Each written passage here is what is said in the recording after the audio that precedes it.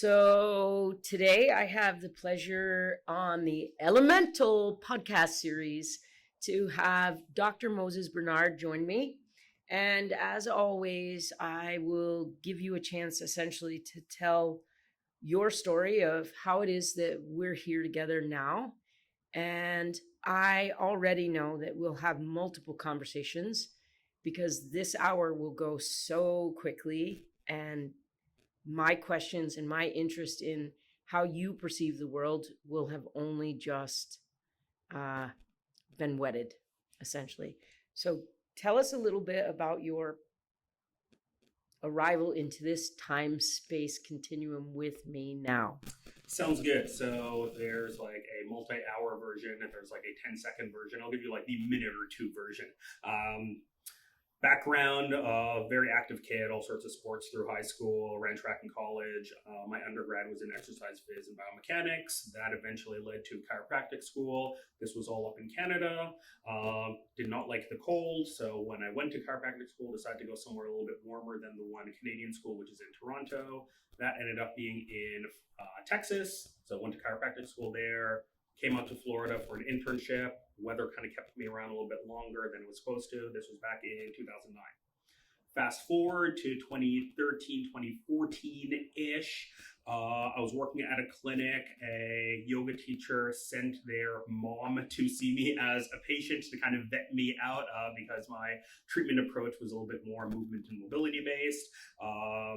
A lot Mom more. gave me the green light. So the teacher came in to see me. She referred all her yoga teacher friends to come see me. I decided, well, I'm seeing all these yoga teachers. Maybe I should know a little something about yoga. So I started taking some yoga classes. So this was around 2015, 2016 or so now. Fast forward, left the country for about half a year to take a job with a professional sports team. Came back in 2017, had some visa immigration issues that didn't work out for me. So I had to find a new employer, enter Annette and Kodawari. Woo! So started with Annette and Kodawari in early 2017. So it's now, I've worked with a bunch of yoga people. I'm now running my practice out of a yoga studio. It's like, all right, I'm really invested in this yoga thing. And around when I started, there was a yoga teacher training program that was launching around the same time. So it's like, well, I'm going to be here. I'm going to be working with yogis. Might as well understand the yoga teacher world, or might as well understand yoga a little bit deeper. So I took the 200-hour yoga teacher training. Initially, the plan was to just learn more about how yogic bodies move, and it became much more than that. And from that, myself and Annette, we found that we had a lot of things in common. A lot of, as you said just a few minutes ago, the Venn diagram of a lot of our philosophies on health and movement in life. There's a lot of overlap. So we've really just had a good personal professional friendship over the last handful of years. That's well condensed, beautifully done, given that you're right, it could be hours and hours.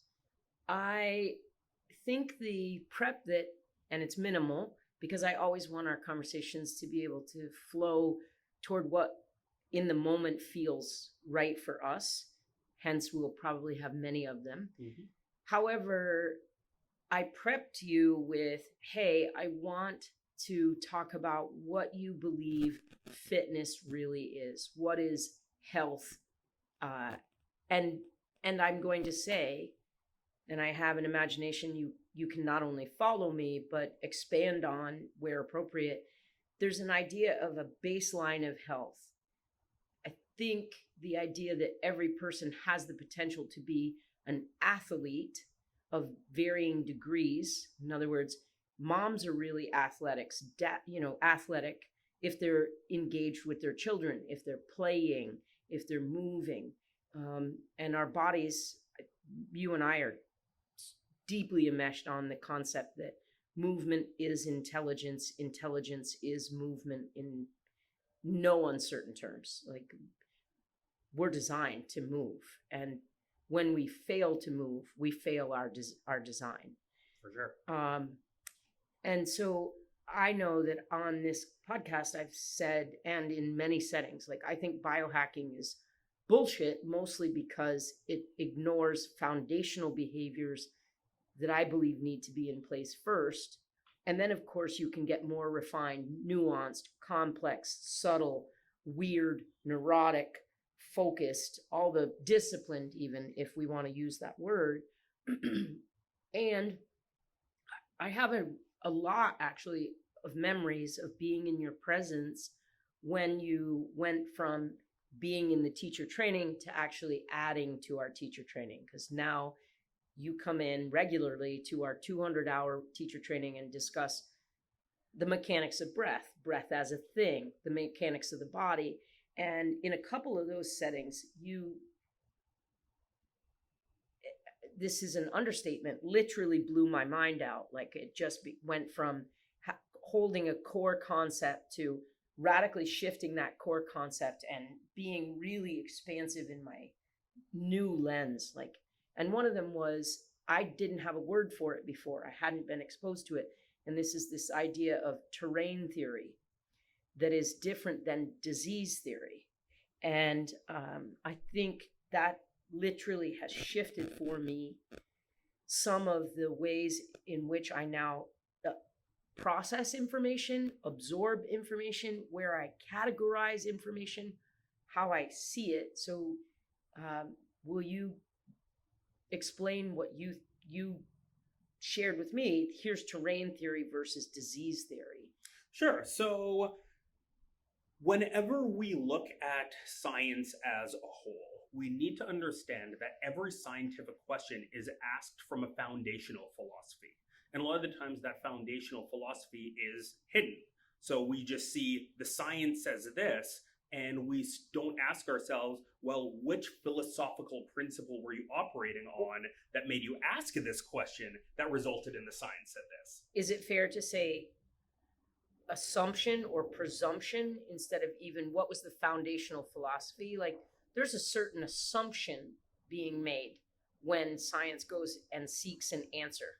Well, there always is. There always is. There's so something as simple as gravity. Like we all agreed that this is the number we are going to use. We all agreed that this is the unit that is going to measure time and distance and weight and mass and speed. So all of these things are arbitrary. Yeah, Gregorian calendar versus the Aztec calendar. Yeah, these are all arbitrary things. Mm-hmm. And we forget that they're all arbitrary things. And there's some things that, like something like time, we can all arbitrarily agree of what a unit of time is. And if we extrapolated it out or shrunk it back down, if we did our math with these new kind of versions of what a second means or what a minute means, we'd still end up with the same ratios of things. So it kind of doesn't matter in that regard as to what philosophy we chose for these arbitrary things. Sometimes it does, because sometimes there's a lot of assumption in deciding what we're going to measure. So before we get to germ theory, I'm going to go with something else that's a little bit different, but still very applicable to our conversation. It's on biomechanics. So the foundational principles of biomechanics are based on architecture. Buildings have support beams. Support beams need to be vertical. If support beam is not perfectly vertical, building collapses. We took those principles of a building, we applied them to the human body. To be able to apply them to the human body, we need to dissect things. So what ends up happening is we dissect away all of the skin, the fat, the muscles, the ligaments, the connective tissue, until all that's left is bone. And almost all of the studies on biomechanics we've ever done have been on bones. So we put a bone between a force plate, we compress it with some weight, we see how much weight can this thing handle before it breaks, and then we say that much weight is bad, don't do that. So when people say running is hard on your knees or lifting heavy weights is bad for your back or doing headstands is hard on your neck, they're making those statements through this predetermined philosophy that the bones are what's doing the majority of weight bearing.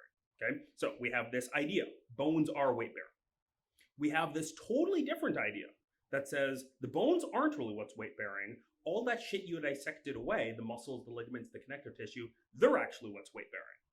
And when we look at bones as weight bearing, we say, okay, a bone in the foot can handle a few dozen pounds of force.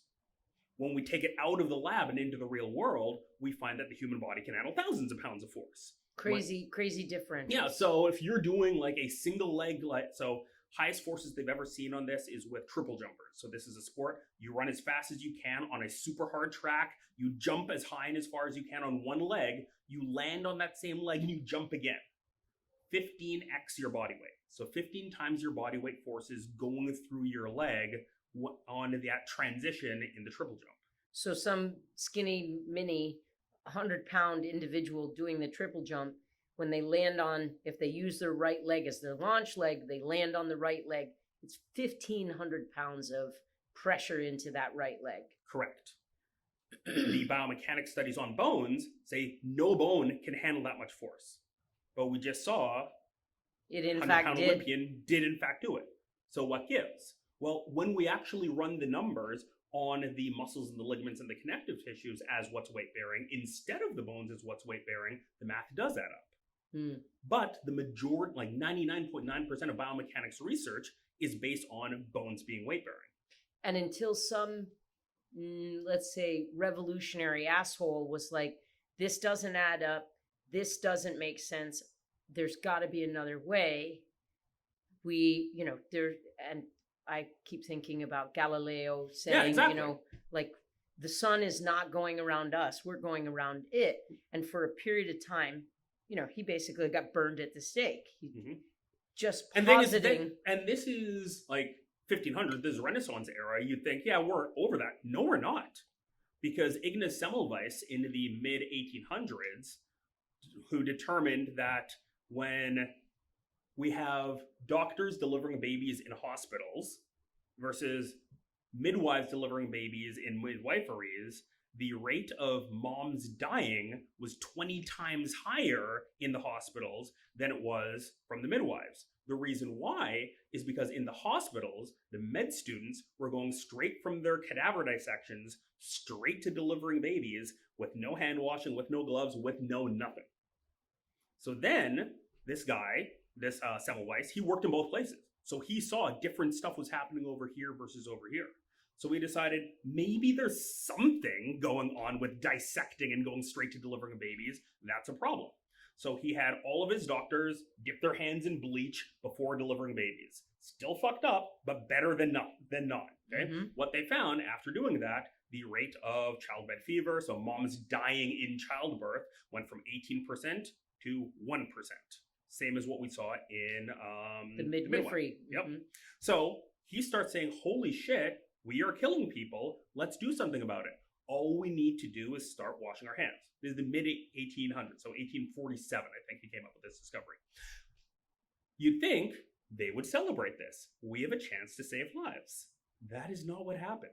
At all. Not even close. So basically, so the doctors in his hospital are like, how dare you suggest that we know less than the midwives?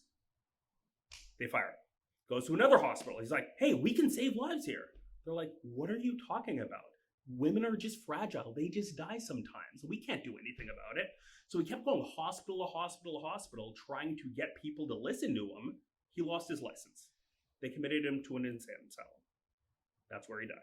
So like Galileo, the guy basically got burnt at the stake. Do you know when? For asking to revisit the assumption of science. Absolutely. So when did med schools start to make hand washing a mandatory part of their curriculum? I'm going to let you deliver the thunder because I still remember jaw hanging at this number. 1980s. Well over 100 years of added time and now, from what we knew. So we had this philosophy. Women are weak and fragile. They just die in birth sometimes. We had this competing philosophy. No, we just need to wash our fucking hands. That's it. It took over 100 years for this idea, which had plenty of data to support it, to become commonplace to replace this one. Full circle. Let's get back to germ theory and terrain theory. So germ theory, most of us know what it is. We learned about it in high school biology class. If I get the flu, a flu germ floated in the air, came into me with a certain critical amount of mass, I got sick. If I'm sick with the flu, it means 100% I can find that flu somewhere in my body. If I can't find it in my body, I don't have the flu. If I do have the flu, I can find it in my body. So germ theory states the germ exists, they are a thing. If there's enough of them and they get into me, I will get sick. The science of germ theory is based on the germ. So everything that we do in the science of disease, of public health, is around the germ. What can we do to decrease germ transmission? What can we do to fight the germ once it's in our body? It's all about the germ. Okay, so germ theory. There's a totally different theory called terrain theory, and it's not an opposite of germ theory. It's kind of a complement to germ theory. So it's acknowledging that this exists, but it's saying there's more to the story. Okay? Yeah. So the way I love to describe this in a way that makes it really accessible is, if in my hand I have the seed to an oak tree. Okay, this seed has the potential to be a redwood tree. So we're gonna talk like massive California redwood tree. So I've got the seed, I've got the acorn. Okay, we know 100% this is a redwood acorn. Okay, if I put that acorn right here in the yurt on the bamboo floor, what happens to that acorn? Fuck all. Fucking nothing. Why? It has nothing to do with the acorn. It has to do with the terrain. The acorn can only grow if the terrain is available for it. So only if there's the right soil, the right humidity, the right water, the right bacteria, the right sun, the right growing conditions, only then. And maybe, and this is important for later, I'm foreshadowing, maybe there's other redwoods already around that show the redwood how to grow. Absolutely. Assuming that the terrain is conducive, the collective, the community, other trees, because some trees will never bear fruit unless there's other trees around. Absolutely. And so when we take it from trees and into people, well, what evidence do we have of the terrain theory in humans? We've got a shit ton. Okay, there's been studies that we've done on undergrads, and undergrads are basically the guinea pigs of human physiology research, and they take a bunch of undergrads. So like the COVID swab, they kind of did that in reverse. So instead of testing for COVID, they basically gave you the flu. So they basically took a Q-tip, they swabbed it in rhinovirus, they gave you the flu, they quarantined you for a week, and they just wanted to see what happened. Okay, I think it was maybe 2 weeks. And so what they did was they had a control group. Everyone gets the flu. They had get a shit ton of sleep group. Everyone gets the flu. They had a get 2 hours less sleep than you'd expect group. Everyone gets the flu. Okay. Here's what you found in the control group. Okay. Now remember, germ theory. So let me go back to make sure, when you say everyone gets the flu, everyone had the opportunity to get the swab with the flu on it. Everyone had flu virus crammed into their nose and sloshed around. All three groups had it. Yep. The outcome? The group that got enough sleep, only about 30% of them got the flu. So 100% of them were exposed. Yep. But 70% of them were exposed and were just nothing fucking happened. fine. It's like acorns on bamboo. Nothing's going to happen here. Okay. Mm-hmm. The sleep deprivation group, almost like 100% of them got the flu. Their symptoms were more severe. It took them longer to recover from the flu. And their antibody response, like 6 months later, was lower. Wow. Okay. So they got sicker, it lasted longer, and they didn't even have as good of an antibody response at the end of it. Yep. They found similar studies with results from vaccination. So you get a full night of sleep, you get a vaccination. A few months later, we look at the antibody load in your body versus someone. So we have a certain level. We have someone who didn't get a good night of sleep before they get the vaccination. We look at them a few months later. For some people, their antibody loads, like they might as well have not even gotten it. Wow. It's dramatic. Wow. So this is, without getting too conspiratorial, there was a lot during the peak of the COVID crisis. We don't have any about getting vaccinated. Okay? Now, what side of the fence you're on that, I'm not going to go there.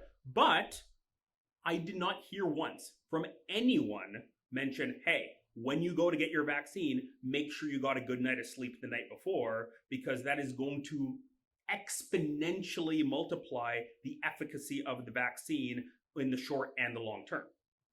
the terrain matters when it comes to how we respond to things. And I think for me that this conversation and that an original sort of introduction to the idea of the terrain theory, I think it's the augmentation of germ theory that makes it more complete for me.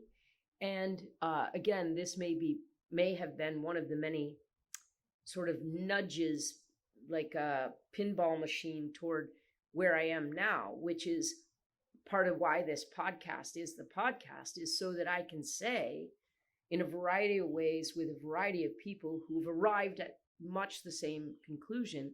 There are 7 things that would keep in my mind, and I'm going to ask you what you might add, what you might shift, what you might like allow to give away if you could add something in, because we know psychologically it's a 3, a 5, a 7. These are the 3. You do these 3 things, you do these 5 things, you do 7. After 7, people like kind of lose track of all the, until you get the, what is it, the checklist manifesto, and you just have it on the fridge. These 75 things. Yeah. But the 7 things being hydration, sleep, nutrition, movement, sunlight exposure, community, and then, oh gosh, I'm doing this to myself. Hang on.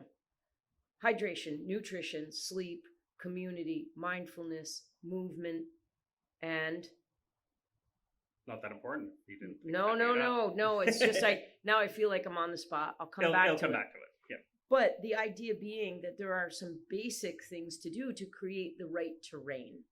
Yes. And if you follow this, let's say it's an advancement or an enhancement of germ theory, what would some of the baseline behaviors for you be in your own life that you could say might be more universal than originally thought?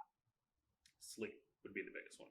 I mean, I think I mentioned sleep. If I didn't, no, you mentioned it. I was going to say that, like, of the, like, here's the 3, here's the 5, here's the 7.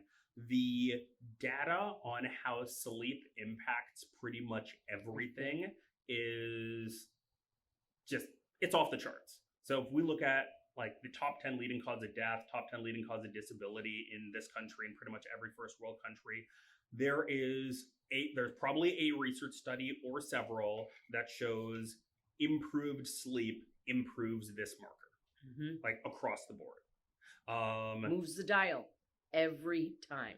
Yep. So it's almost, you could almost say it the other way, which is to say, if you want to die of these things, just stop sleeping. So I had an older roommate who he was like low 30s at the time. He was like getting into CrossFit, and he's a teacher, so he doesn't really have a physiology background. And we were talking about, or he was talking about steroids, and he's like, is it really that bad? I'm like, depends on how much you use, and depends, like, I mean, or in Florida, like the land of hormone replacement, right? Yeah. So he's like, if I wanted to go on testosterone, how hard would that be? He's like, well, it would depend on what your numbers are. It's like, are your numbers low? Are they high? He's like, I think they're pretty high. But it's like, could I tank them? I'm like, yeah, just don't sleep for a week. And that's what he did. So he wanted to try like what it would be like to just like be on testosterone for a few months. So what we did was we had like a 1-week experiment where it's like tank your testosterone levels. Okay. So we went in, he got his blood work done. His levels were like 700-ish or so. And the range is 300 to 12? Yeah, it's like the standard. Yeah. So we limited his sleep to 5 hours a night. Ooh. And his diet was just trash. So he was drinking every night, pizza, just trash nutrition, trash hydration, trash sleep. Like a week later, his testosterone was like 300. Ooh. Wow. And what did he do to bring it back up? Just went back to his normal life. Just taking care of himself. Okay. So, yeah, it matters. It matters a lot. And so this sleep, hydration, nutrition piece, what are some of the keys for you to get the sleep that you know you need? And I routinely in sauna and in our cold plunge sessions at Kotowari, I'm constantly asking hydration, eating, resting, and pooping, because pooping is kind of have you pooped today? How many times? Did you get a chance to like get rid of the shit you don't need? How deeply did you sleep? More than 7.5 hours? And over time, I witnessed people adopting better sleep behaviors. What's your sort of baseline of great sleep, and how do you get it? That is a loaded question because I'm not currently getting it. Part of that is the conflict between, or the internal conflict that I have, and we discussed this a little bit before we started the podcast, between the activities that I know make me healthy and the life I've built in a capitalist society. I think this is a great. And I really value this on, this is obviously personal, and whatever level of transparency feels appropriate, because that tension, capitalism that has inherent with it, we need to make money, we have to make more money to make more comfort, is at least the philosophical concept. And then self-care and preparing to be 100% present and give one's gifts to the world might not be in an easy confluence, bi-directional. And so how currently are you managing that tension? So the way I manage it is the sleep. So what I know, what the research is totally clear on, is you do not, or you are not getting enough sleep if you could go back to sleep. So the appropriate amount of sleep is go to sleep when you're tired, wake up when you're done being asleep. Period. End of discussion. Okay. Fascinating. No more complicated than that. That's a brand new piece of information to me. Go to sleep when you're tired, wake up when you're done being asleep. Fuck, I'd be asleep by 6:30 some days. Yep. So a lot of us, like, we've heard the be in bed for 8 hours a night. Everyone's heard that, right? Yeah. What people don't know is what the bell curve looks like. Please expound. So the bell curve of sleep is most people need, so it's like the whole 7 to 9 hours is what you hear, okay? But it's kind of skewed, so it's not like an even bell curve, it's kind of like a skewed bell curve. Okay. So it's almost like no one needs, almost no one, statistically speaking, can get away with less than 7. Plenty of people need more than 10. Yeah, plenty of people. Emphatically, I will say, hell yeah.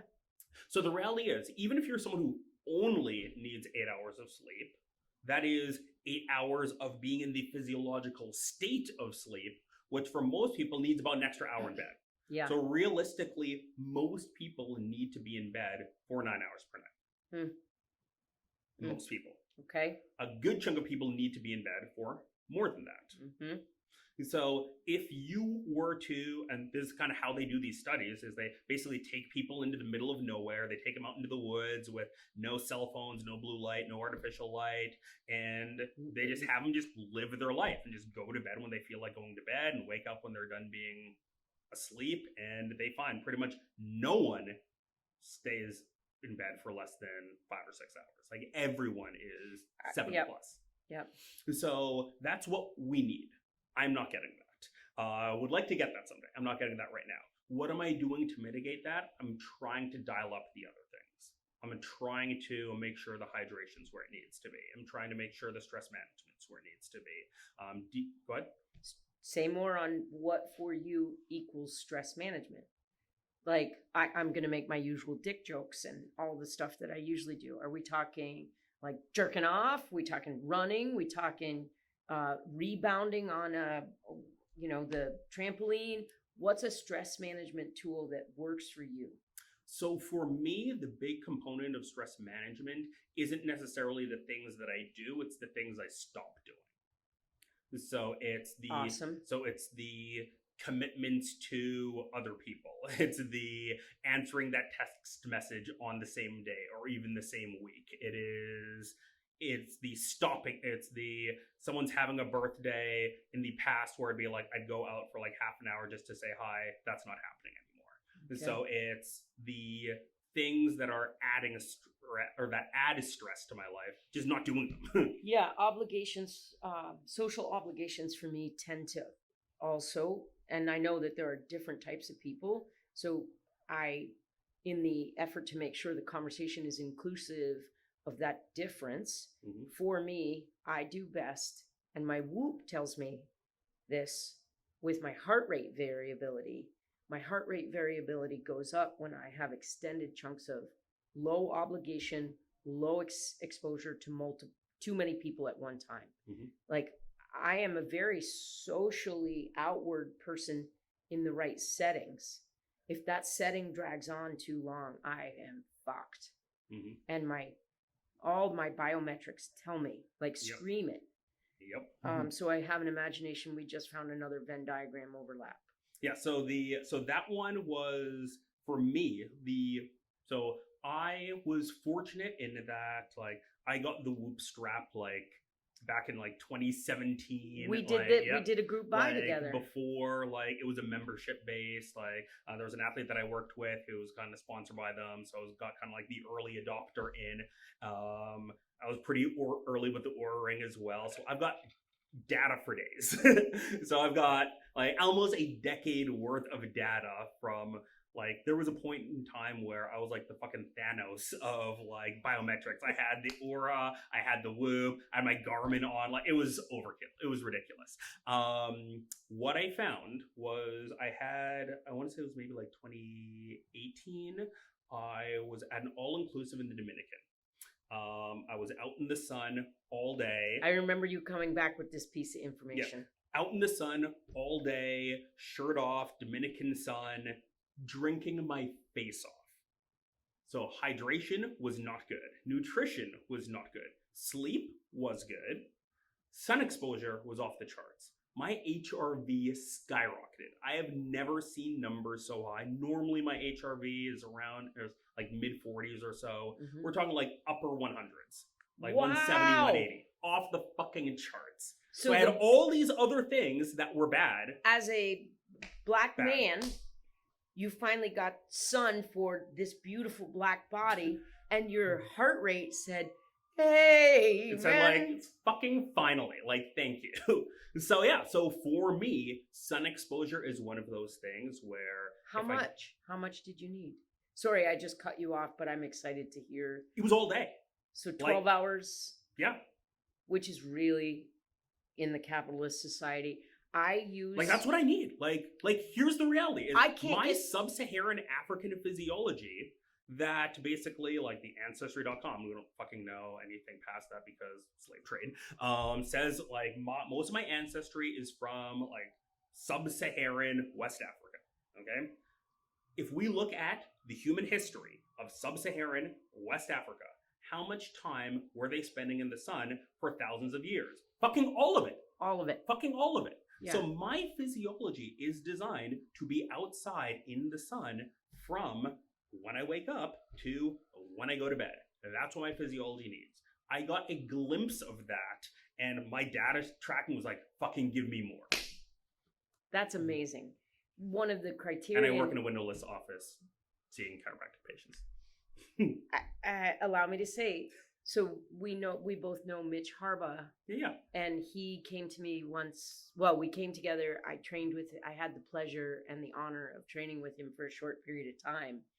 And he came to me and said, okay, let's just do a quick checklist. He's like, how many hours outside do you get? And I just burst into tears on the spot. And I'll probably do it again now because I love being outside and I struggle to get more than an hour. Yeah. I go for walks. I sit outside when I can. If I get 2 hours a day, and the minimum shiny pink people, like I am fucking pink. Yeah. There's only a few shades whiter than me, and they're albinos, is 4 hours. I can't get to consistently, and I try. So in your skin, I imagine 12 hours is just scratching the itch, man, just starting to get it. Yeah. And that was just for a couple of days, right? Like, what does it look like a month of that? Yeah. Amazing. Okay, so back to, you were listing what some of the things are for you when you don't get the sleep. your stress management, and you talked about hydration. What are some of the other things that you dial up when you can't get the sleep you want? And I'll ask you as a caveat, is the stress, internal stress, keeping you from sleeping for the length of time you need? Or is it that you're in this constant seesaw of, I have to do stress management, it doesn't leave enough hours in the day to get to sleep? Great question. So I've fortunately been someone my entire life where I don't have problems sleeping. Like once my head hits the pillow, I'm out until the alarm goes off. So that is never an issue. No matter what's going on with my stress physiology, I'm passed out. That's awesome for you. And do you actually use an alarm? Yes. Okay, which tells us that if you didn't have an alarm, you'd sleep longer. Oh yeah, for sure. Okay. Like I know this already. Okay. So when I started my tracking, I had always been a in bed for 8 hours guy. My entire life, like since like grade school, it was like in bed at 10, up at 6. Like that was what I did. And all the data, again, like sleep for 8 hours, you're doing pretty good. So I started wearing my Whoop. I'm sleeping for 8 hours, and every night it's like, you didn't get enough. You need more. You didn't get enough. You need more. I'm like, what are you fucking talking about? I was in bed for 8 hours. So I started experimenting. In bed for 9 hours. Numbers went up. So heart rate variability went up. Resting heart rate got lower. Respiration rate got lower. But it's like, you need more. I'm like, what do you like? What do you expect? What do you want from me? What do you want from me? So I dialed it up to 10. It's like, you need more. It ended up settling in at around like 10 and a half hours per night in bed was where my numbers kind of started to plateau. Okay. So I did that for a little while. Yeah, right? I fight for, like, personally, I could sometimes go to bed before the sun has fully set. And sometimes I do, don't tell anybody. But basically, Amish midnight for me, man, it's like, if the sun's been down for an hour, I am headed down. Yeah. I've always been that way. Like I've always been someone who's like, I cannot be productive in the evening. Once the sun goes down, my brain starts to shut off. I'm fucked. It's over. Yeah, so I spent a few weeks of like, let's actually get the sleep that my body needs. And I felt great. I felt awesome. My gym workouts were great. Like I felt really good. The rest of my life went to shit because I didn't have time to do anything else. Right. It was literally like I was in bed and I had enough time to like not even like do the amount of cooking that I wanted to do. It was like meal prep things so that like I'm doing like the bare minimum to get nutrition in. All my social relationships went to shit. My ability to maintain my practice went to shit, but I felt great. So what an evil trade-off. So I feel like a champ. So I made a conscious decision to dial it back somewhat, to be like, I'm going to get a little bit more than I've been getting before, but not so much that the rest of my life goes to shambles. So I've built a life based on a 17-year-old kid in high school who decided this is the direction I want to go professionally, that only really works with not enough sleep for my physiology. So right now I'm in a transitional period of my life to see what that looks like moving forward. How can my financial, professional obligations and my long-term health coexist? Okay. And so if we go back to what are baseline behaviors for you, I heard your first three: nutrition, hydration, and sleep. What would the things you layer in after that be? So the next has been sun. Sun. So sun has been, and it's even a lower number than you, even though I need more. I had several years really where the daily average was probably less than 15 minutes. Because there'd be entire days where I really wasn't getting outside. Yeah. It'd be like get in my car to drive to work like around sunrise and like be into the office all day and get in the car and drive home like after sunset.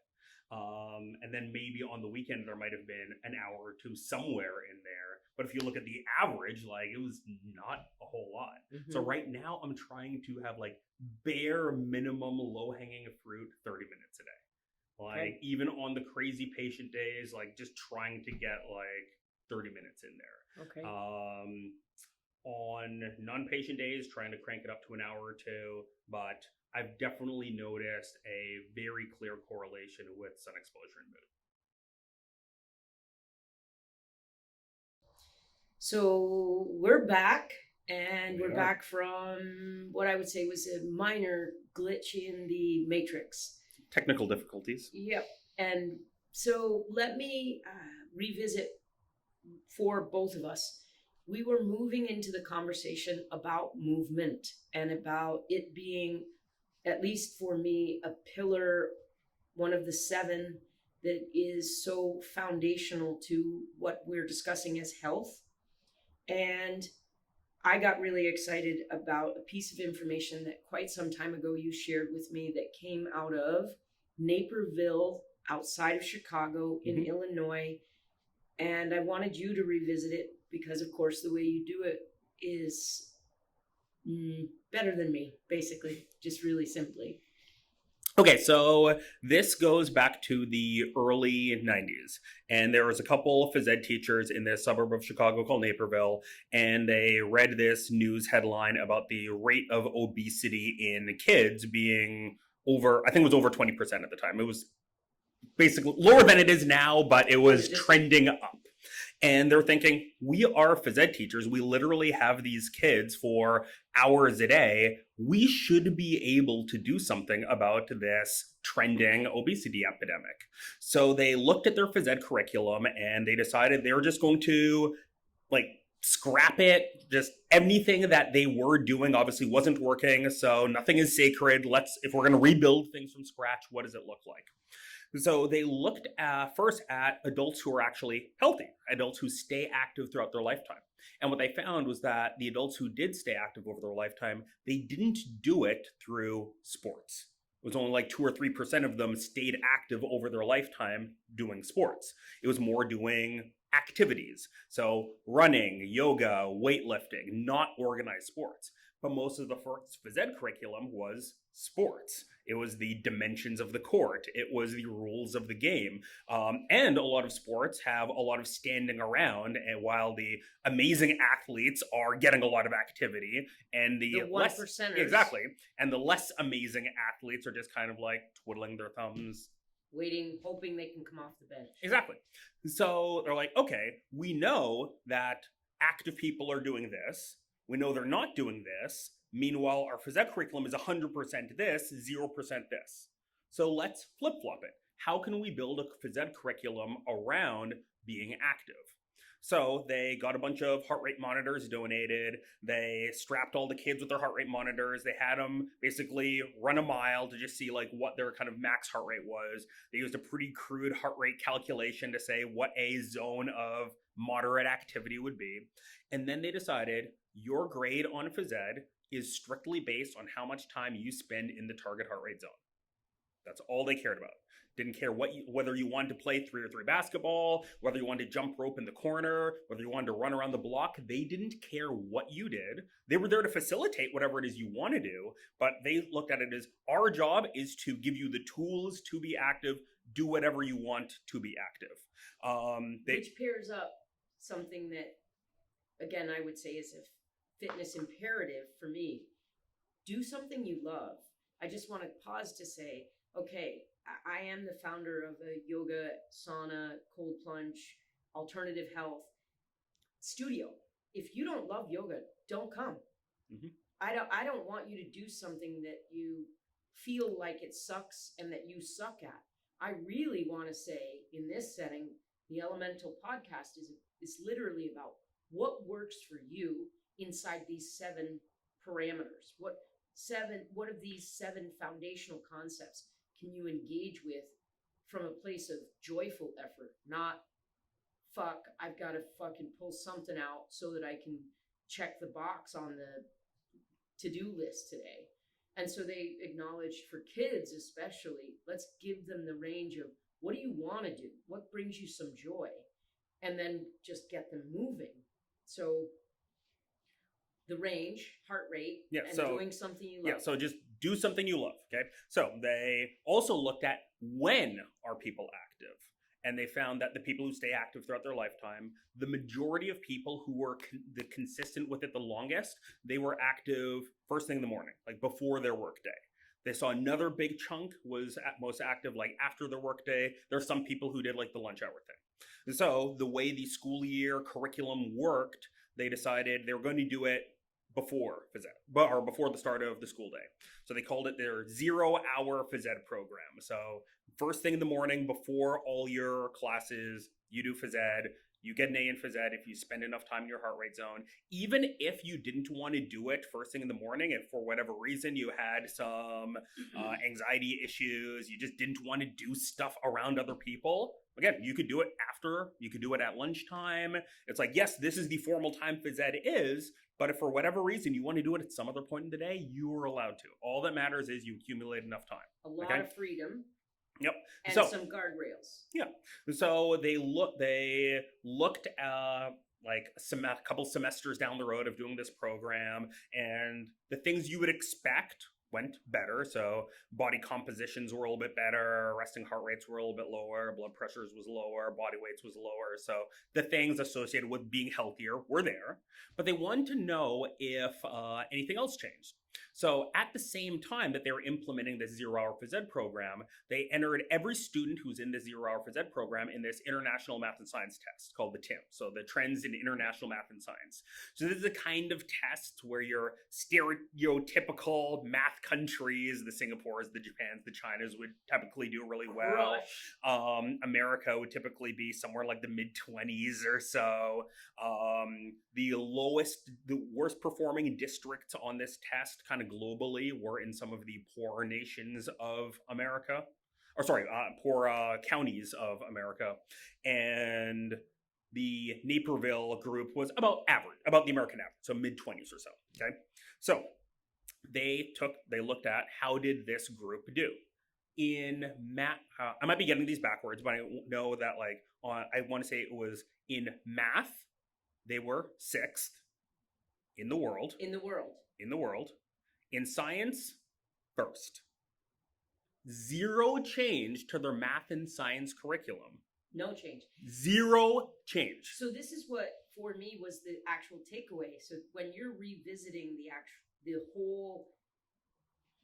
revisiting the program, hey, we're going to offer it in the morning, we're going to give freedom. I had forgotten completely about that because I was so overwhelmed at the time with how much more intellectually capable you became. And what it says to me is that the intellect is there. The capacity is there. What we need to do to access it is to move our bodies. And you're going to finish telling more about it. But if I remember correctly, it was they would move and then they would head into their school day. And as a result, they were more capable of accessing the information that was there, absorbing new information that was provided, and then being able to come back to it again when tested for it. Which, like, when we talk about, I dislike intensely this word, and yet it's applicable now, performance. What it really says to me is those kids were present and available. And that's a skill too, in and of itself. So like, if I want to learn more about you, if I want to deepen my connection with someone, if I want to really remember, oh, you said purple is your favorite color. I can't remember that if I'm in that, if you're not in a physiological state to be able to remember. To understand how this happened, we need to go back in time a little bit. So if it was 50,000 years ago on the African savannah, and I go around a corner and I see a bunch of lions and hyenas and black mamba snakes ready to kill me, and then I run away and I live, but I forget that that specific corner is where all the predators are, and I go back tomorrow, I might not be so lucky. Mm-hmm. But let's say I have this mutation where when I see the predators and I run away, after I run away, my brain remembers a little bit better. So I'm a little bit more likely to remember what might kill me after activity. Well, that would be a very useful mutation to have. And we all have that mutation. So when we exercise, there's an area of the brain called the hippocampus. It's associated with memory that gets upregulated when we exercise. So before we go any further, upregulated, what do you mean? I know what I want it to mean.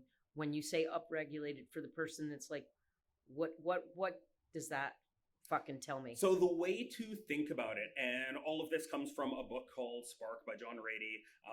He coins the term, it's miracle grow for the brain. So if we just basically take a bunch of brain cells associated with memory, and we sprinkle in this chemical called BDNF, brain-derived neurotrophic factor, where there's more of when we exercise, specifically in those areas of memory, you start to see the nerve cells just start to branch around and grow and make new connections and do stuff. They just do more shit. Mm-hmm. So BDNF upregulated specifically in the areas of the brain associated with memory. Mm-hmm. Okay. If we go even further back in time, so like well before like mammals, well before hominids. So there is this animal called the sea squirt. Okay, the sea squirt looks more like a plant than an animal. When it's born, it's very like tadpole-like, but like later in its development, it basically looks like a plant. Okay, mm-hmm. So when sea squirt is born, it only has a few hours to find some like good nutrition on the ocean floor before it dies. So basically, the clock is on. Sea squirt's born. It's like, all right, need to find some soil that's got enough nutrition for me to live. Okay, so finds its spot. Okay, finds its spot, starts planting its roots to get at some of that good seafloor nutrition. Once it does that, it dissolves its nervous system. So basically, it has said, since I'm no longer moving, since I've planted my roots, I don't need a brain. I don't need a brain. So the most primitive nervous systems in all of physiology primarily is for movement. Everything after that is on the foundation of movement. So movement isn't just this thing we do to look good naked. Mm-hmm. The primary purpose of the brain even needing to exist is movement. Period. End of discussion. Which, again, is a reframe that you've done for me multiple times in our relationship. This idea, we were talking earlier in our conversation, the difference between terrain theory and germ theory. And now we're, again, coming to another place where, for me, I was always like, oh, the brain, on some level, a little too simplistically, obviously, I'm like, oh, my brain is just being carried around by my body. And the reality is, again, from a science base, is the brain is literally up there so that this beautiful thing below it can flow and move. And the entire purpose of my brain is the movement that I can have. And those two things in conversation with one another bidirectionally are about just more of the same. I want to move. I want to feel. I want to move. I want to think about how good it feels to move. Yeah. So the developing complexity of brains among different species is just increased complexity of movement. And man, we're pretty complex. And something as simple as like speech is movement. It's a very, very complex movement of mouths and tongues and vocal cord vibrations and air, breath, diaphragm. It's all movement of stuff. Mm-hmm. So every single thing we do is movement. Vision is complex movement. Mm-hmm. Like stack and swivel. Yeah. The way my eyes move inside the swivel. Movement. And so this is one of the reasons why, for me, it's such a foundational piece. The idea that if we stop moving, the old adage, you move it or lose it. Mm-hmm. The idea being, and of course you had said, one of the ways that you take care of yourself much, much earlier in the conversation is cars. Mm-hmm. And I didn't pause you to ask, can you explain cars? Can you so do that that for me now? is so the term is coined by Dr. Andrea Spina. Created a system called functional range systems, functional range conditioning, and the idea is just let's be deliberate about making sure all of our pieces move through their full range of motion. Right. The most basic way to think about this is use it or lose it. Mm-hmm. If my shoulder hasn't been here for 15 years, guess what? 15 years later, my shoulder can't go there. Mm-hmm. If I don't move my spine for decades and decades, and the only thing I do is work at my desk with my spine in this position, and then drive in my car with my spine at this position, and sit on my lazy boy watching TV with my spine in this position for 20 or 30 years, and my spine hasn't been extended once in those 20 or 30 years, guess what happens at 80 years old? You're walking around like this. Mm-hmm. It's not that aging caused you to be here. It's not going anywhere else caused you to be here. Again, the importance of movement. Yeah. So tell me, CARS stands for controlled articular rotation. So it's a fancy way of saying, let's make sure we move all of our very specific joints through their very specific ranges of motion in a very deliberate way using one syllable. Okay. It also brings me the remembering pieces from the earlier part of our conversation. You and I had talked about how one of the things that we see, even with all these foundational pieces, and I think I want to turn us now to that, is that we are witnessing through science again and again now confirmation of how important community is. To the degree where you said, and I don't even know if it was on film, that what they're finding is that if you lack that communal network, doesn't really matter terribly how well you do with hydration, eating, sleeping, like your overall radiance, your overall presence is going to be vastly depressed. And that's a specific and chosen word, but also diminished. Like you won't be able to bring the fullness of yourself to the other activities because we're so grossly diminished.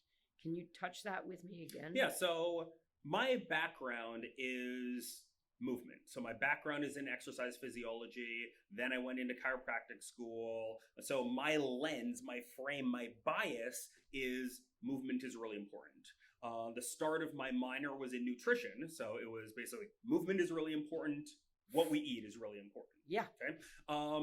I still believe those things. Movement is really important. Nutrition is really important. Me too. The community piece, I never put in the same category growing up. I obviously knew it was a thing, but I didn't really hold it to the same esteem as these other things because you don't see the randomized controlled trials. It's harder to control the variable of until what we is start a good community. Looking at blue zones. Correct. So you can't do it in a randomized controlled trial. You can do it in a retrospective study. So we can go to the places that rate the happiest in the world. We can go to the places that rank as having the most longevity in the world. And quality of longevity. Yep.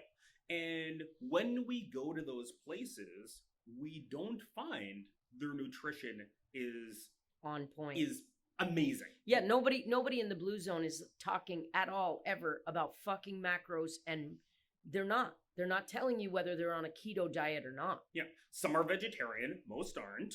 Some don't drink alcohol, most do. Some stay away from caffeine, most do. So a lot of the things like nutritionally that would say like, hey, these things are definitely bad for you. When we go to the actual people who are alive for a long fucking time and happy for a really long time, you don't see that all of those variables in play, right? Which robs a fuck ton of Instagram influencers of their motivational speaking. Yeah. But when we look at their exercise, we find they move, but most of them aren't crushing it.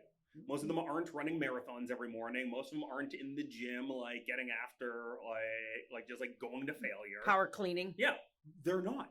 No. They are moving. Mm-hmm. They're basically doing just like activities of daily living just for a long fucking time. Okay. Gardening, but you might find in walking. this blue zone, they live in the mountains, so they're getting a lot of stuff that way. But this one might be on a beach, so they're not getting the same thing. So you don't see consistency in how they're exercising. You do see that they are moving. Mhm. Some might not even call it. Some groups it looks like exercise, some groups it doesn't. The one thing that is universally consistent among all of the blue zones, all of the places where happiness rates like a few standard deviations higher than the norm, is community.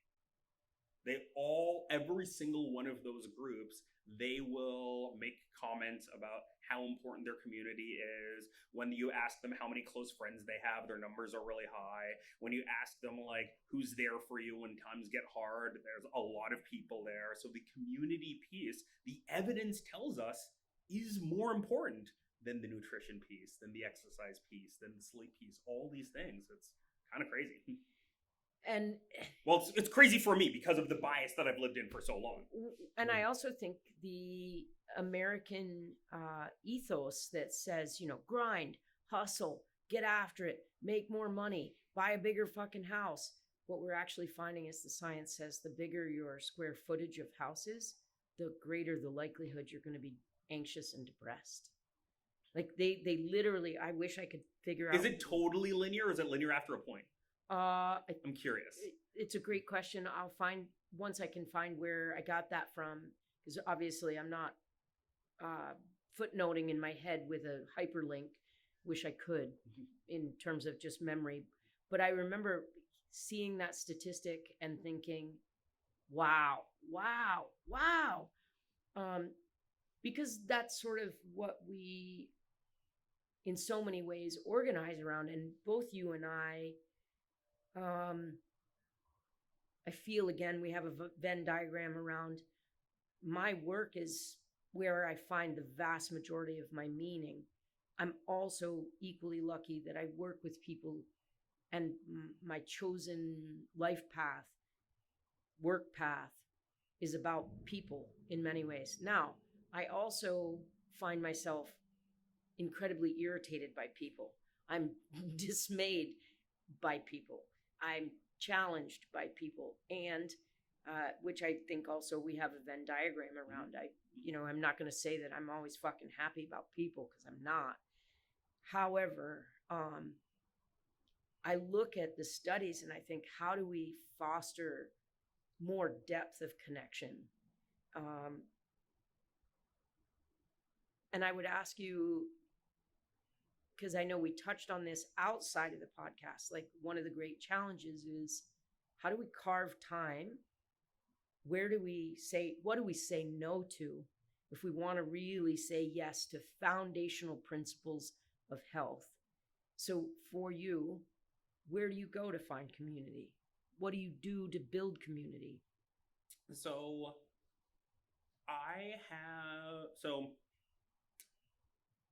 because you're telling me that you've now added this evidence-based, let's call it a truth. It's a fact. And I imagine also it has feeling to it. Mm-hmm. If you've prioritized that, how have you done so? So it has been a shift in how I think about some of the activities that I do. So there was someone who was in my yoga teacher training, Courtney Lynn, who, so she is at the time she was a student, but she's now a PhD child psychotherapist. So very, very smart person. And she had... And sweet like sugar. And she had, when I met her, she had just moved to Tampa from somewhere else. And she said something in passing that just kind of stuck in my brain about like making friends and making community. And she said, I have a lot of hobbies. It's not hard to meet people when you have hobbies. And for me, it ended up being a few years down the road when I'm starting to think about community. I don't necessarily think of it in terms of community. I think of it in terms of, what do I like to do? And if I do the things I like to do, there's other people who like to do those things. So you can find friendship and community through interests you already have. This is going to sound, I'm going to use the word queer, and by that I mean odd. do you do things like meetup? I have historically. I recently joined, and this will be something we chat about a little bit later. I joined a makerspace a little while back, and this was to learn about 3D printing. Mm-hmm. I was interested in 3D printing. I found a place that has 3D printing. I met other people who are interested in 3D printing. We have Geeked this out. in common. We can geek out about this thing. Mhm. Because we have this one thing we geek out about, what are the other things we can geek out about? That's also why I made Kodawari the way I say I made it. I started it, I kicked it off where people could talk to one another, because I have been in other yoga and fitness settings where you get in there to just grind your fucking shit out and then you get out. Mhm. And I was always just thinking, like, if you like yoga and I like yoga, there might be like, maybe you raise chickens and I want to learn about chickens. Can we talk about, it doesn't always add up that somebody that does yoga likes chickens. Yeah. But there's probably some other weirdo in the room that's... We all, like you said, were saying earlier, the Venn diagram. Yeah, so we know there's the yoga piece. There's probably a few other pieces as well. I realize in retrospect that a big part of the reason that I took a lot of the continuing education classes I've taken over the years, yes, I enjoy the information, but even more than that, those are my people. Like, those are the people who have a lot of the same interests as me.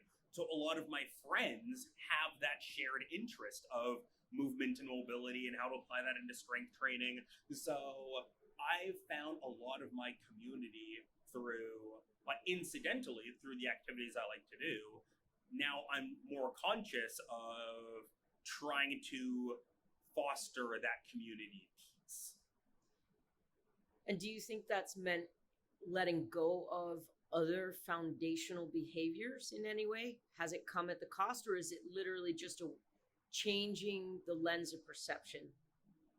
It is changing the lens of perception, and it is about being more deliberate about where I choose to spend that friendship time. Mm-hmm. So there are a handful of friends who've just randomly fallen into my life for whatever reason. And I'm now choosing to be more deliberate in terms of, okay, I only have so many hours in the day. I might not like peopling that much, so I might only have so many peopling hours per week. Do I want to do that peopling with a person where there's only this much Venn diagram overlap versus this much Venn diagram overlap? So Okay. Being more deliberate in that regard. So a little more selective. Yes. Okay. So we've touched on, obviously, nutrition for you a little bit. You talked about, and I don't think this is a big reveal, you're gluten intolerant. Mm-hmm. To the degree that gluten passes your lips and you become violently ill. Yeah. So I tell people I was gluten intolerant before it was fashionable to be gluten intolerant. So it was like, baby Moses is given a piece of bread. Baby Moses pukes for the next 6 hours and is taken to the hospital. And they're like, maybe don't give him bread. And then a few months later, it's like baby Moses gets a noodle. He goes to the hospital. It's like, maybe don't give him noodles. And we figured out just from trial and error that it was that kind of family of cereal grains, the wheat, the rye, the barley, and the oats, that my body has the reaction's almost like a food poisoning reaction. Like the Wow. second it gets into my mouth, I get this really weird taste because the amylases that break down that starch from the saliva does some weird reaction there. Then basically once it hits my stomach, everything goes into red alert, get this the fuck out of me now zone. So I don't stay away from that family of grains because it's healthy. It's because I don't want to feel like shit for 5 days. Yeah, that'll do it. So how do you approach, I believe nutrition is of such import to our collective health and the ability to be radiantly present. And again, part of why I wanted to talk to you is I think, again, we share a much wider view on what health is. It's not just a visual. It's not just the ability to lift a certain amount of weights or run for a certain length of time. It's, and in fact, I should probably ask you, if you were asked, as you are now, to define health, how would you define it? And we'll return to the how nutrition plays into that in a minute. But how would you define health? So the World Health Organization's definition of it is actually kind of fucking money. You wouldn't believe this, but it's actually kind of money. And I'm going to paraphrase it. But it's basically, health is the optimal function of basically like your mental, physical, social, biological, and spiritual systems, and not merely the absence of disease or infirmary. So not merely the absence of disease, but rather, and this fits into what I'm using recently, which is spiritual, physical, intellectual, relational, and emotional, but rather the optimal operation of those five? Yep. That's their definition. That's It's why. kind of deep, right? Yeah, that's amazing. Because I wouldn't say that I don't turn toward the World Health Organization for many guidelines. Yeah. Now, does the World Health Organization behave and have policies as if that is what they're approaching? Maybe not. Maybe not. Okay. It's kind of like CrossFit's definition of like what CrossFit is like, I'm totally behind. It's like everyone should like eat more food, like mostly food, not products. Everyone should do a wide variety of things. Everyone should go like hard every once in a while. Like, I 100% agree with all of that. Is that what's actually happening in most CrossFit gyms? No. Exactly. So yeah, so that's the way I look And at I've health. been in a fair few, so if anybody wants to throw a CrossFit rock, come on fucking over. Yeah, so the way I look at it is, the way I describe this actually with my patients is health exists on a continuum. And at one end, you have shit is so bad that you need major medical interventions. You are currently getting surgery, you're currently on life support, like we're near worst case scenario. Yes. Okay? Opposite end of the spectrum, you are a unicorn. You are a mythical creature of perfection where every single one of those systems we talked about are functioning at 110%. And I call it the unicorn because it's a fucking fairy tale. Yeah. And it doesn't exist. But we can measure it. So we can say ideal levels of happiness looks like this. Ideal strength, ideal cardiovascular fitness, ideal whatever looks like this. And you will almost never ever find it for any constant state of time in one individual. Not at all. That's why it's a unicorn. So we have ideal, we have worst case scenario.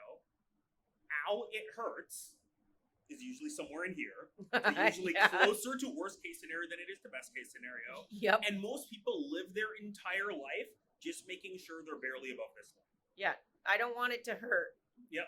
And, it doesn't hurt anymore. It must be fine. I look at it as my job is to get as close to this as I realistically can in the ways that work for me and work for my body, and be deliberate in where I'm choosing to be on this continuum with different systems. So I might deliberately be like, hey, I know my sleep is here right now. I want it to be here someday. I'm actively choosing to make my sleep here, but I'm going to make sure that my stress management is up here to make up for it. Hey, I know my left ankle is down here right now, so let's make sure I'm doing whatever it is to trend things this direction. When you talked about stress management, what are some of the things that you do around stress management? And I have an imagination that, again, perhaps like me, good nutrition is a must. If I'm hangry, so not eating is not an option for me. I understand the thermodynamics of low calories in means less fat ass. However, you love the physics on that? Thermodynamics. However, food is such a critical part of my joy. And I struggle with this healthy at any size concept because I believe there's ramifications to being grossly outside of a certain weight for one's body. But how do you balance nutrition as a foundation and like what's important to you when you sit down to eat? So for me, this is an interesting question because my physiology around nutrition is a little different from most people. I don't get hungry, like ever.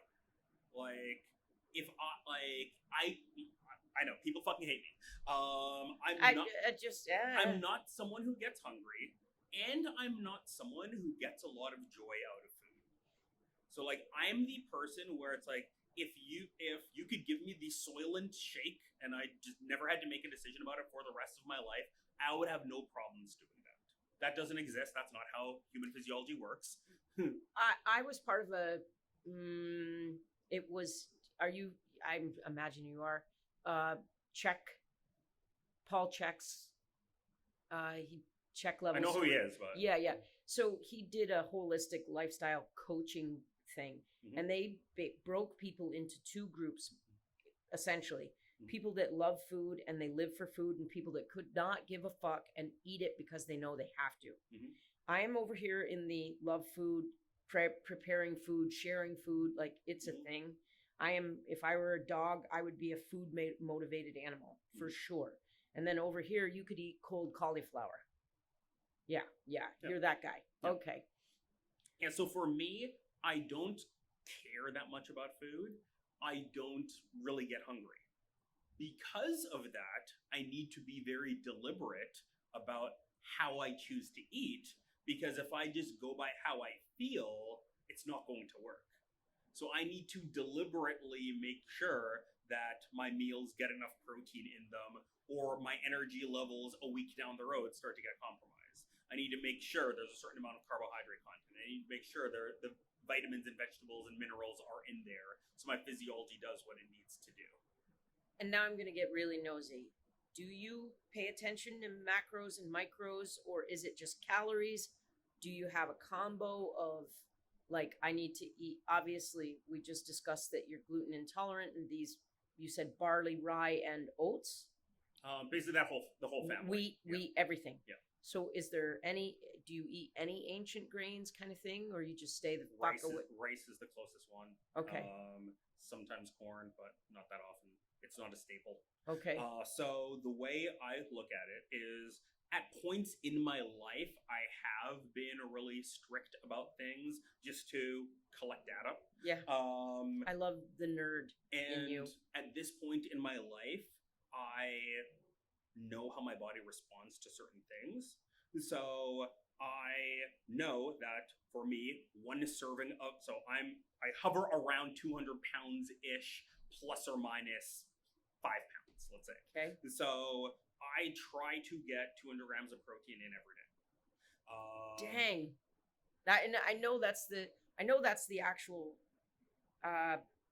recommended if you want to keep lean body mass. That's whatever you weigh. So that's what I shoot for. Okay. I know the research says that after like 0.72 or so, 0.72 grams per pound of lean body weight. Just because somebody's going to ask, sure. right? So I know that as long as I'm over 150, I'm doing okay. Yeah. I shoot for 200, knowing that there will be random times in my day where I can't eat as much as I want to, and a meal gets missed in there. So I shoot for 200, and as long as I get 150, I'm okay. I know that one egg is 7 grams 6 to 7, yeah. 7 grams of protein. My normal egg serving is 6 of them. So I basically think of my nutrition as units of 50 grams of protein and enough other stuff to keep my body weight where I want it to be. Okay. So I weigh myself every morning. I am not someone who has any emotional attachment to what the number says. That is part of being acculturated as a male body in North America. The idea of being on a scale every day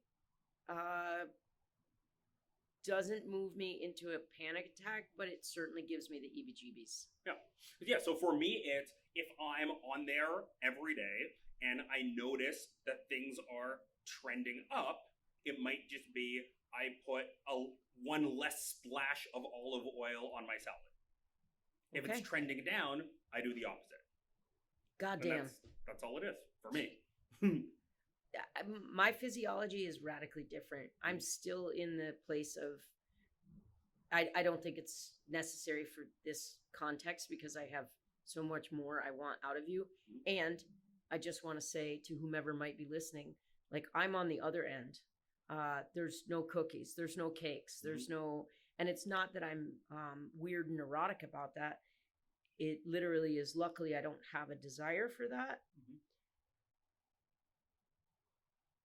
But my physiology does not move for many, many, many weeks of I can start to chart and weigh and fucking get down to the, like, okay, no bananas because that's too much carbs. No, like, and it'll take me months to lose 3 pounds. It's just crazy. Whereas you're like, 205, 195, 207, inside a week. No, not just radically different over here. So we've covered the idea of sleep, how critical, if we were to put 2 things at the top of my list of 7, by virtue of your experience, it would be, and I'm looking to have you correct me as I go, but community, sleep, movement, nutrition, hydration. How about sunlight exposure and mindfulness? I would probably put sunlight exposure above hydration.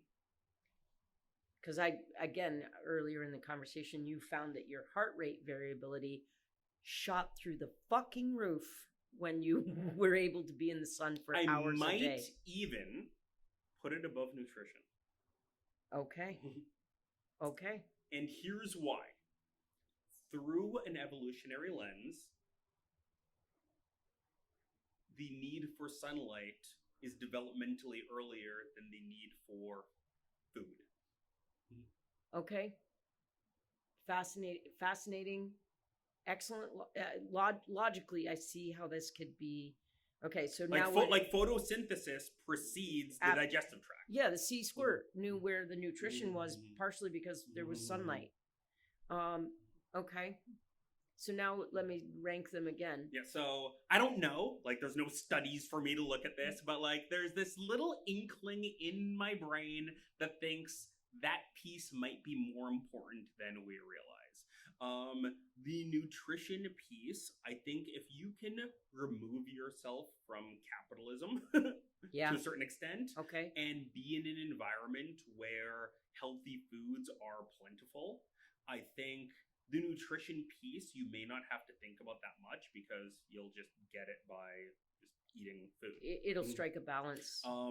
This is why I actually put hydration a lot lower, because the research actually is very clear on this, that if you just kind of drink when you're thirsty, everything works out. But what if, like yourself, you've either suppressed over time, because I'm thinking of someone very specific in my life. They literally, by virtue of pattern choices that perhaps started with some trauma, not being well cared for as a little kid, they convinced themselves like, I'm super strong. I don't need, because they had to adopt that compensatory pattern in the face of neglect. So they turned down their hunger signaling. They turned down their thirst signaling. Like they literally turned it off so that they weren't distracted by it because they couldn't get it anyway. What if somebody has done that and then doesn't, like, I'm absolutely floored. The idea that you don't have a hunger signal. I do. They're just very weak. Yeah. So that's crazy to me. But to me, like, it would be like my energy levels might fall off a cliff if I haven't eaten too long. So it's still not, I'm hungry. It's my physiological performance has changed in a way that I don't want it to.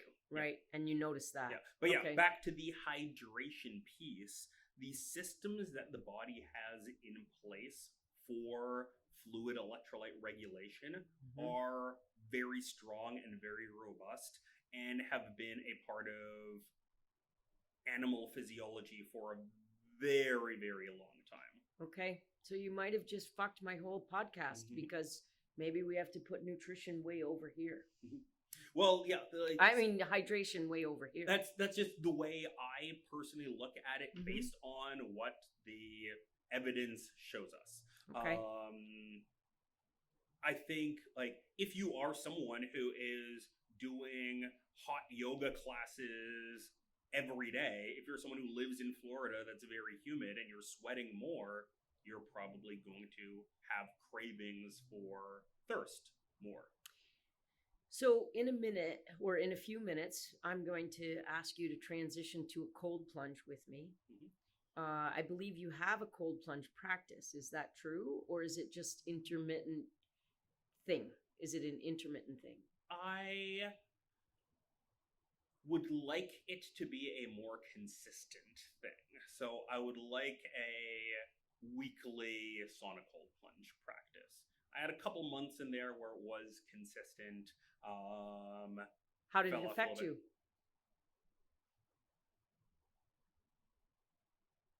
Because if you bothered to do it consistently for a couple months, I'm imagining it had a positive impact. Yes. And Going back to some earlier discussions, I think the most positive impact has been the community piece. okay.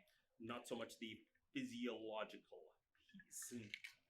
Well, for me, that's not a diminishment at all of why you might keep the practice. Yeah, for sure. It's actually more reason too.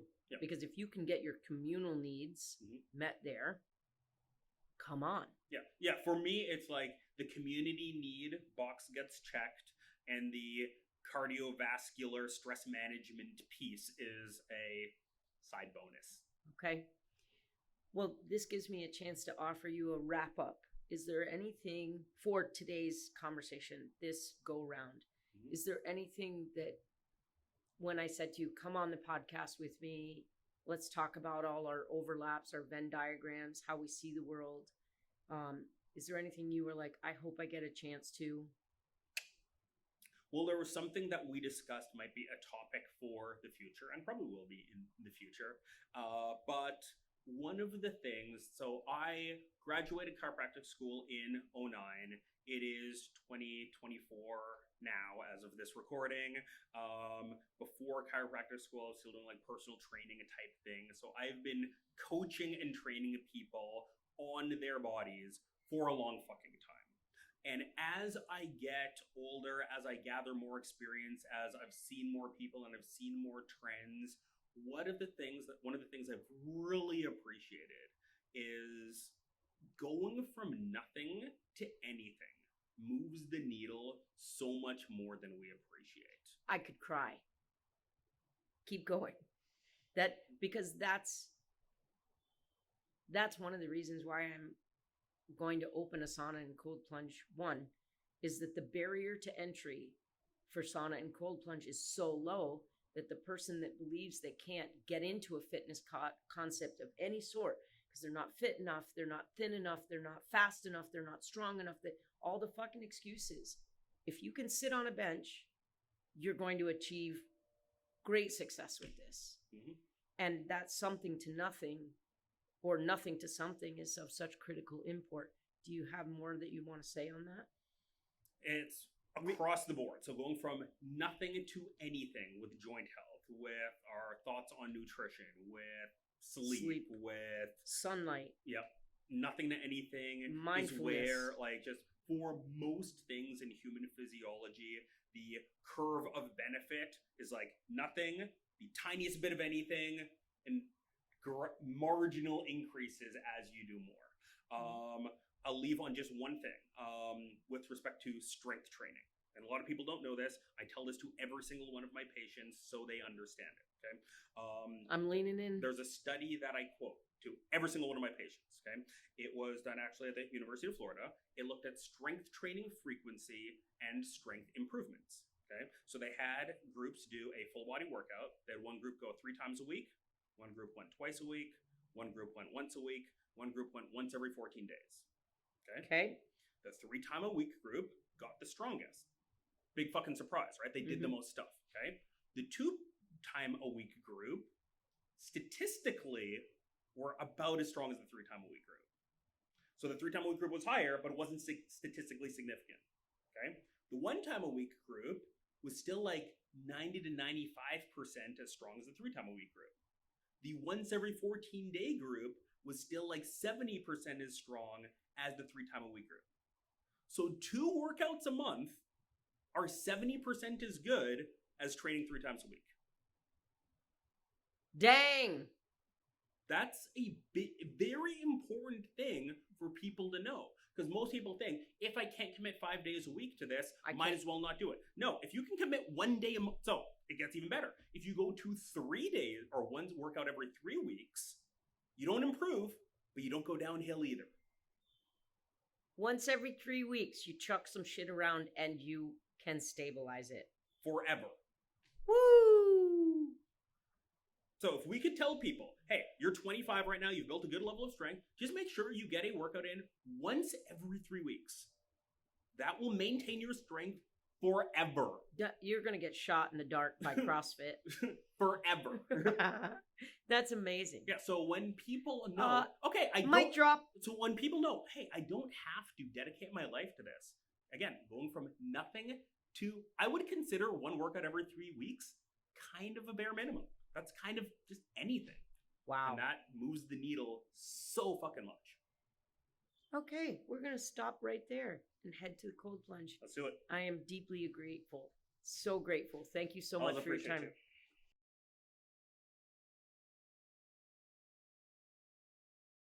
So we're about to do our first cold plunge interview with the illustrious, thirst trap-esque Moses Bernard, Dr. Moses Bernard.